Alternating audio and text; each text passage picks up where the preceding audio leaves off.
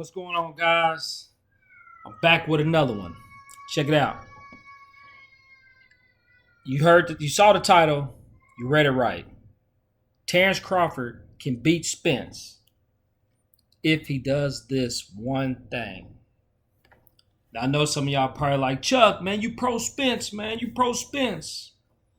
How you gonna make a video about how Terrence Crawford? I thought you said Terrence. Look, I ain't saying Terrence Crawford is gonna win. I'm sticking with Spence because I know how the fight is gonna play out.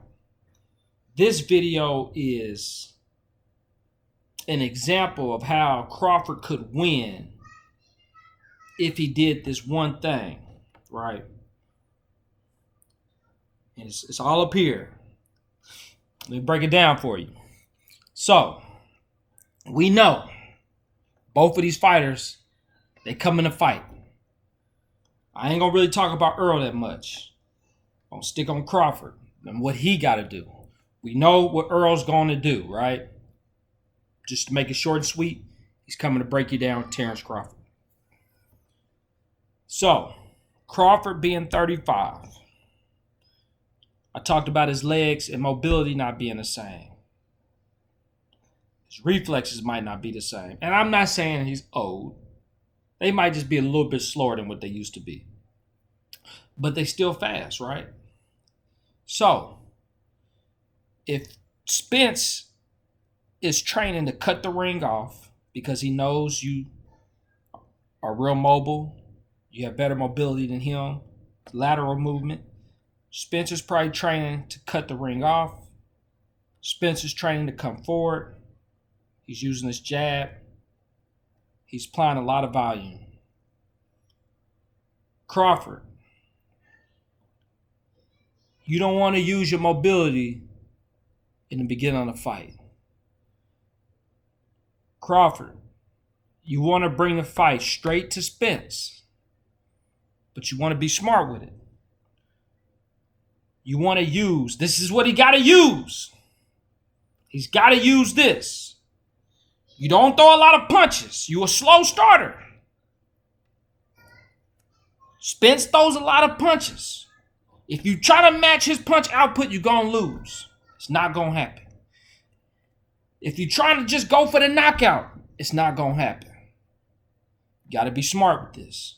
If I'm training Crawford, as soon as that bell ring, cut the distance off, go straight to Spence, right? Shoot the jab and clinch. You look at all of Spence's fights, none of his opponents ever clinch. They let him have his way. They let him throw all his combinations. The most they ever do, Ugas, prime example, he's blocking. He's in this tight defense, and he's waiting for Errol to finish punching so he can throw his punches. Danny Garcia was another one. He allowed Errol to get off.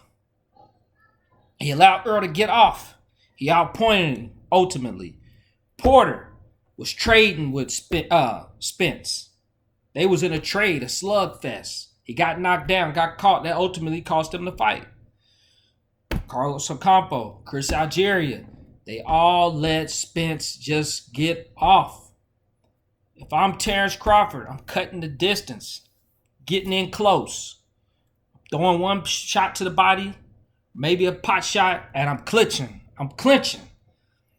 If you're faster than Spence, which I could say Crawford might be faster than Spence, you have to throw either the jab to the stomach, preferably to the stomach, one or two shots, and you clinch.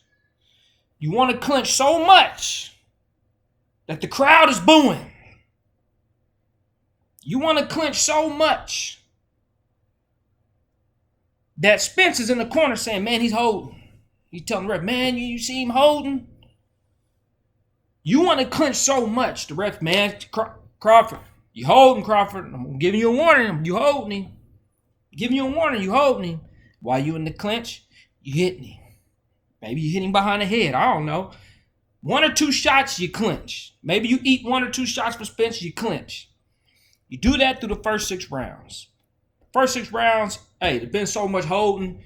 We don't know who's winning the fight, right? Been a lot of holding, man. I'm just seeing a lot of holding. I don't know who's winning the fight. This fight is just too close.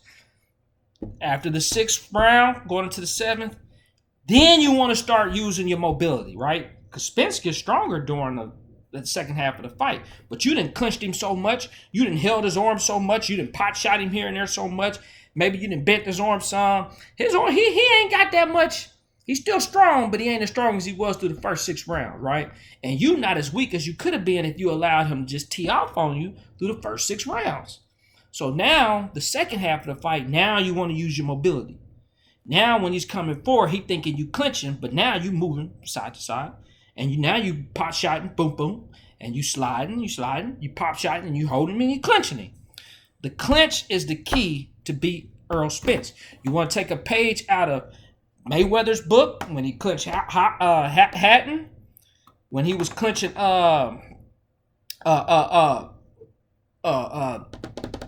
Madonna, several fights. When he gets hurt, see, Crawford gets hurt, he don't clinch. Keith Thurman, another fighter who gets hurt and he moves around the ring. That's the one thing you don't want to do. Because when you hurt and you do that, Crawford, you get hurt. You don't want to turn up when you get hurt. You want to clinch if you get hurt. Like Mayweather did with Shane Mosley. When he got hurt, he clinched. He hold it. He's getting his bearings back. Then you want to start fighting. Bernard Hopkins is the king of the clinch. This is what I'm talking about. The clinch offsets everything. It frustrates your opponent. It allows you to get off. And allows you to offset what he's going to do, his rhythm, his timing, and he's not scoring no points. If you hold him, boom. You hit him, clinched him. Boom. Okay. Got his off, he's holding him. You know, Pavlik was a volume puncher. Pavlik had knockout power. Hopkins offset him. Look, he's holding him. Pavlik hasn't even landed a solid body. Boom. He caught him. He's up close to him.